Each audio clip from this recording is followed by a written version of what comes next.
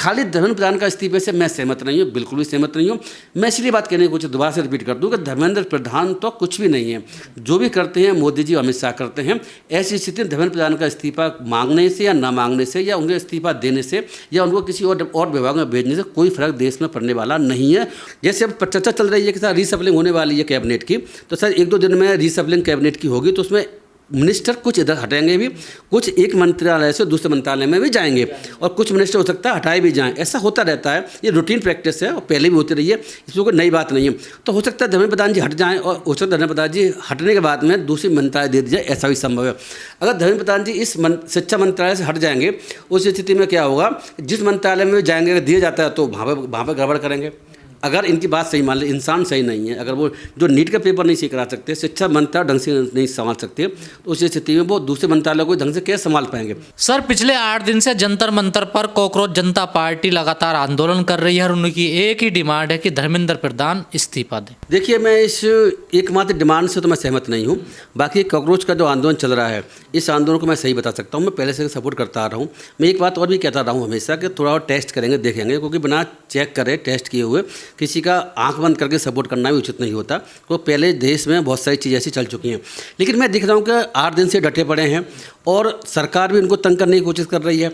कुछ सेंस में नहीं कर रही है, कुछ सेंस में कर रही है। मेरा मतलब ये है कि कभी इनका पानी रोक देती है, कभी इन्हें खाना रोक देती है। और मुझे जानकारी मिल रही है, आपने ही बताया हुआ है कि बाहर से आकर लोग वहाँ पर गड़बड़ करने की कोशिश कर रहे हैं, हमला हो रहा है, कईयों के साथ जो है मारपीट भी हो रही है और पुलिस जो है और बहुत से मामले में सपोर्ट नहीं कर रही है। लेकिन हाँ, एक मामले में सपोर्ट जरूर कह सकते हैं। वो किस में कह सकते हैं कि अभी तक पुलिस ने इनको वहाँ से भगाया नहीं है। तो मैं एक बात बता चलूँ आपके चैनल के माध्यम से, जो कि बात बड़ी इंपॉर्टेंट है, लीगली अगर समझने की कोशिश कर रहे हैं। मैं बाद में आता हूँ कॉकरोच आंदोलन के कैसे चल रहा है। 6 तारीख को पहले उन्होंने प्रोटेस्ट किया था, बाद में 20 तारीख से अब शुरू हुआ है। तो 20 तारीख का प्रोटेस्ट की परमिशन उनको 1 दिन के लिए थी, शाम को 5 बजे तक के लिए। 5 बजे के बाद प्रोटेस्ट अभी भी लगातार जारी है। शायद आज दिन हो गया, कौन सा 8 दिन हो चुके हैं। 20 तारीख के बाद जैसे 5 बज गए, उसके बाद में लीगली क्या पोजीशन है इसमें देशवासियों को बताने की मेरी कोशिश एक ये भी है, वो हम लीगल फील्ड के हैं तो हम लीगल बात बताने की कोशिश कर रहे हैं। मुझे उम्मीद है कि ये जो सरकार है और जो पुलिस है, ये निश्चित रूप से इनके खिलाफ FIR करेगी बाद में चल के।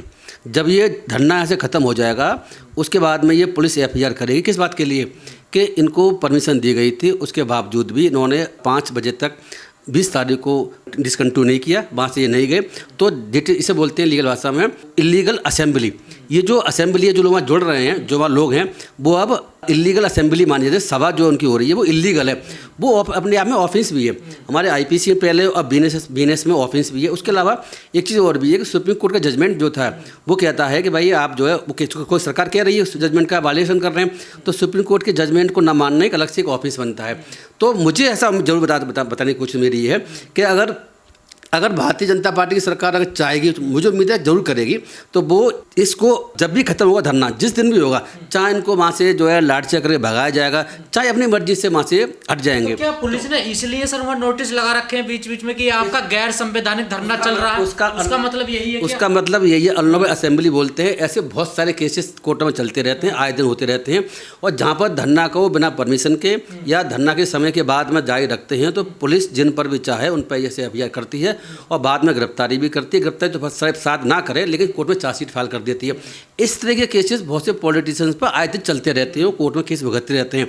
तो मेरा अपना मानना ये है कि जिससे धरना खत्म हो जाए, चाहे तो धर्मेंद्र प्रधान इस्तीफा दे दे या धर्मेंद्र प्रधान इस्तीफा ना दे तो पुलिस उनको वहाँ से हटा दे, या ये अपने आप ही किसी तरह डिसकंटिन्यू कर दे। उसके बाद पुलिस पर निश्चित रूप से FIR करेगी।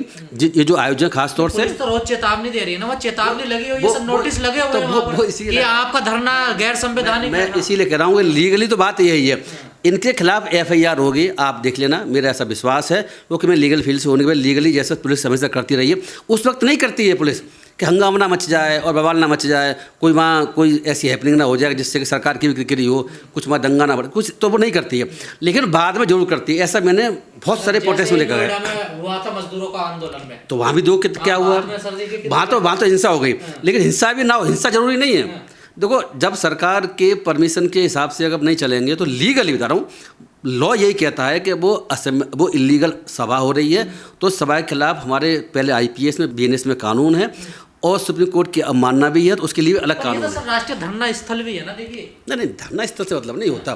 देखो ऐसा होता है कि हमारे संविधान का आर्टिकल 19 है, वो इस बात को कहता है कि कोई व्यक्ति वो असेंबल हो सकता है पीसफुली। ये पीसफुली असेंबल तो हो रहे हैं, लेकिन संविधान का आर्टिकल 19(2) ये कहता है कि सरकार उस पर रेस्ट्रिक्शन लगा सकती है। तो सरकार रेस्ट्रिक्शन लगाती है, सरकार को रेस्ट्रिक्शन लगाने का अधिकार संविधान ही देता है। उस स्थिति में आप अगर ये कहो कि हम जो प्रधानमंत्री घर में जाए अंदर घुस जाकर धरना करेंगे, तो कर सकते हैं नहीं कर सकते। तो फिर अगर कोई बंदा ये कहे तो मैं तो इनके खिलाफ प्रोटेस्ट कर, घर में जाकर प्रोटेस्ट कर सकता है, नहीं कर सकता। तो मैं बताने की कोशिश ये है कि इसमें सरकार ने कानून बना रखे हैं, नियम बना रखे हैं, उसको मानना पड़ता है। लॉ तो यही कहता है, ना माने वो एक अलग इशू है, तो वो अलग कहानी है। अब आते हैं हम दूसरी बात पर, जो मैं समझ पा रहा हूँ कि ये जहाँ तक ये जो प्रोटेस्ट चल रहा है, जैसे आपने पूछा कि धर्मेंद्र प्रधान का इस्तीफा उन्होंने मांग रहे हैं। धर्मेंद्र प्रधान का, जैसे मैं दोबारा रिपीट कर दूँ, धर्मेंद्र प्रधान का इस्तीफा मेरे हिसाब से बहुत इंपॉर्टेंट चीज़ नहीं है। और धर्मेंद्र इस्तीफा इसलिए इंपॉर्टेंट चीज़ नहीं है क्योंकि सारी चीज़ें जो हो रही हैं वो प्राइम मिनिस्टर ऑफिस से ही गवर्न होती हैं, वहीं सब कुछ चलता है। तो इस्तीफा अगर मांगना है तो प्रधानमंत्री मांगना चाहिए। मैं एक बात तो बता चलूँ कि ये जो धर्मेंद्र प्रधान है, मैं पहले ही बता चुका हूँ, दोबारा बस ब्रीफ में बताना चाहता हूँ देश को, जनता को, कि उसका ये कोई नौकरी वाला मामला नहीं है। इसको इस्तीफा देने की बात नहीं है, प्रधानमंत्री मोदी से इनको अपील करनी चाहिए, उनको हटा दे वहाँ से। नहीं समझ भाई, पूरे मंत्रिमंडल से हटाया जाए। हाँ, मंत्रिमंडल से, वो मंत्री पद से इस्तीफा प्रधानमंत्री ले सकते हैं, कभी भी ले सकते हैं। प्रधानमंत्री के अधिकार क्षेत्र में संविधान आता है, संविधान ये यही कहता है, ये इस्तीफा देना दें। प्रधानमंत्री चाहते हैं कि इनको हटा दें तो 1 मिनट हटा देंगे। जैसे अब चर्चा चल रही है कि सर रीसफलिंग होने वाली है कैबिनेट की, तो सर 1-2 दिन में रीसफलिंग कैबिनेट की होगी, तो उसमें मिनिस्टर कुछ इधर हटेंगे भी, कुछ एक मंत्रालय से दूसरे मंत्रालय में भी जाएंगे, और कुछ मिनिस्टर हो सकता है हटाए भी जाएं। ऐसा होता रहता है, ये रूटीन प्रैक्टिस है और पहले भी होती रही है, इसमें कोई नई बात नहीं है। तो हो सकता है धर्मेंद्र प्रधान जी हट जाएं, और हो सकता है धर्मेंद्र प्रधान जी हटने के बाद में दूसरी मंत्रालय दे दी जाए, ऐसा भी संभव है। अगर धर्मेंद्र प्रधान जी इस शिक्षा मंत्रालय से हट जाएंगे, उस स्थिति में क्या होगा, जिस मंत्रालय में जाएंगे अगर दिया जाता है तो वहाँ पर गड़बड़ करेंगे। अगर इनकी बात सही मान ले, इंसान सही नहीं है, अगर वो जो नीट का पेपर नहीं सही करा सकते, शिक्षा मंत्रालय ढंग से नहीं संभाल सकते, तो उस स्थिति में वो दूसरे मंत्रालय को ढंग से कैसे संभाल पाएंगे। उसी अगर हम एनालॉजी चलेंगे तो वहाँ भी बेकार है। तो मुझे लगता है कि इनको जो है धर्मेंद्र प्रधान के अलावा जो और बेसिक मुद्दा है, बेसिक मुद्दा ये है कि हमारी शिक्षा व्यवस्था में जो गड़बड़ चल रही है, बहुत सारी चीज़ें हैं, उस पर विशेष ध्यान देने की आवश्यकता है। तो मैं एक बात बता दूँ, जब अन्ना का आंदोलन चल रहा था उस वक्त उनकी जो डिमांड थी, डिमांड क्या थी, लोकपाल लोकपाल लोकपाल, एक ही डिमांड है, लोकपाल। इनकी भी एक ही डिमांड है। क्या डिमांड है फिलहाल तक? क्या डिमांड है? धर्मेंद्र प्रधान का इस्तीफा। तो लोकपाल बन गया, उसके बाद में इनकी डिमांड को बाद में पूरा किया गया, पार्लियामेंट लॉ अमेंडमेंट कर दिया, लोकपाल अलग से बन चुका है, और लोकपाल आज भी अपॉइंट है। आज के सबको जानता है लोकपाल कौन है?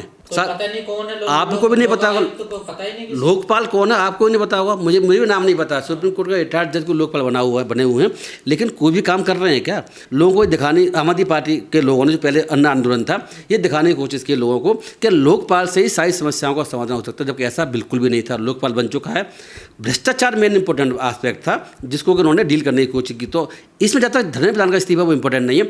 मुझे लगता है कि ये कहें प्रधानमंत्री मोदी जी का इस्तीफा, तो वो इस्तीफा संभव नहीं है। प्रधानमंत्री मोदी का संभव नहीं, वो हो भी नहीं सकता, है ना। तो देखो मेरे हिसाब से मुझे लगता है कि इन लोगों को क्या करना चाहिए, इन लोगों को, मेरा अपना मानना है कि अगर इसमें आगे बढ़ना है, सरकार के साथ अगर कोई टकराव करना है, या सरकार जो कर रही ठीक नहीं कर रही है, एक ही मोर्चे पर नहीं और सब मोर्चों पर तो इन्हें पार्टी बना लेनी चाहिए। मेरा अपना मानना तो ये। आपका राजनीतिक पार्टी बना लेनी चाहिए। देखो उसके अलावा हमारे लोकतंत्र में कोई दूसरा चारा नहीं होता। मैं इसीलिए बात कहने की कोशिश कर रहा हूँ कि डेमोक्रेसी में, लोकतंत्र में, अगर आपके हिसाब से सरकारें नहीं चल रही हैं, अगर आपके हिसाब से पॉलिसियाँ नहीं बना रही हैं, तो फिर उस स्थिति में जिन लोगों को लगता है कि हमारे साथ सरकारें नहीं चल रही हैं और हमारे साथ पॉलिसियाँ नहीं बना रही हैं, नियम गलत बना रखे हैं, लॉ गलत बना रखे हैं, या किसी को अपॉइंट गलत कर रखा है, और सरकार उस बात को बदलने को तैयार भी नहीं है, तो क्या उसका समाधान है? तो सारी समस्याओं का समाधान करने के लिए एकमात्र तरीका है कि पॉलिटिकल पार्टी बनाइए, और बनाने के बाद में फिर आप जो है जनता के बीच जाइए और जीत करके जैसा आप चाहें संविधान के हिसाब से वैसे काम करने की कोशिश। मैं तुमको ये सलाह दूंगा। ऐसे तो तमाम पार्टी बनी पर कुछ होता नहीं है ना, देखिए तो वो भी उसी रंग में ढल जाते हैं सब। हाँ, ये एक अलग प्रॉब्लम है। देखो ये एक अलग प्रॉब्लम है। इसी तो देखो मेरी चिंता की बात है यही। मैं तो 1975 से देख रहा हूँ।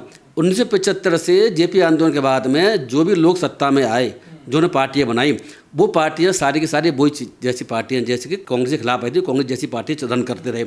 और अब क्या स्थिति है कि अन्ना का आंदोलन के बाद में आम आदमी पार्टी बनी। आम आदमी पार्टी क्या स्थिति वो आप देख लीजिए।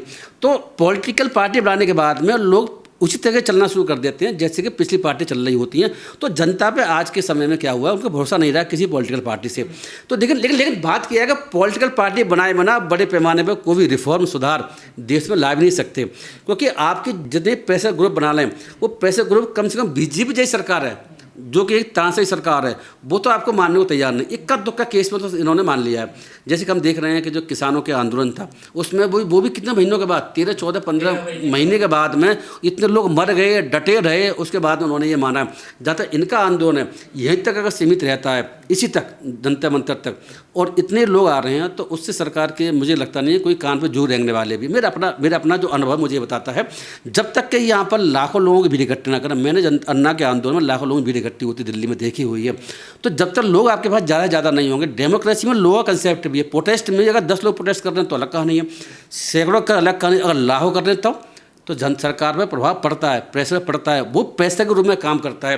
जहाँ तक 2, 4, 5 लोगों का सवाल है, मुझे लगता है कि बहुत ज़्यादा प्रेशर कर पाएंगे। इन लोगों को चाहिए कि भाई 2.5 करोड़ लोग के आसपास इनके साथ जुड़े हुए हैं करीब पहले, तो उन लोगों को मोबिलाइज करें, समझाने की कोशिश करें और फिर एक बड़ा आंदोलन देना शुरू करने की कोशिश करें, सारे मुद्दों को लेते हुए, बहुत से मुद्दों लेते हुए, तब बात बन सकती है। खाली धर्मेंद्र प्रधान का इस्तीफे से मैं सहमत नहीं हूँ, बिल्कुल भी सहमत नहीं हूँ। मैं इसलिए बात कहने की कोशिश दोबारा से रिपीट कर दूँ कि धर्मेंद्र प्रधान तो कुछ भी नहीं है। जो भी करते हैं मोदी जी, अमित शाह करते हैं।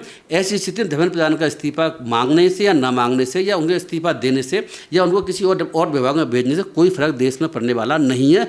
और उसके बावजूद अगर मैं आपसे फिर रिपीट कर दूं, अगर धर्मेंद्र प्रधान जी को इन्होंने रिजाइन करवा भी दिया, मान लें जो भी आएगा तो वो भी ऐसा ही करेगा। आप इसको बात को मेरे को ये रिकॉर्ड कर लें। तो वही है ना सर, आप देखो, इसलिए मैं कह रहा हूँ व्यवस्था परिवर्तन की आवश्यकता है। सरकार परिवर्तन से बात नहीं बनेगी, व्यवस्था परिवर्तन की आवश्यकता है। क्योंकि लोग जो मैक्सिमम जो बने हुए हैं वो लोग जो है हमारे देश में वो उल्टे सीधे कामों में लगे हैं, भ्रष्टाचार करने में लगे रहते हैं। ईमानदारी से काम करना देश में कोई नहीं चाहता, जिसकी वजह से हमारे देश में समस्या चल रही है।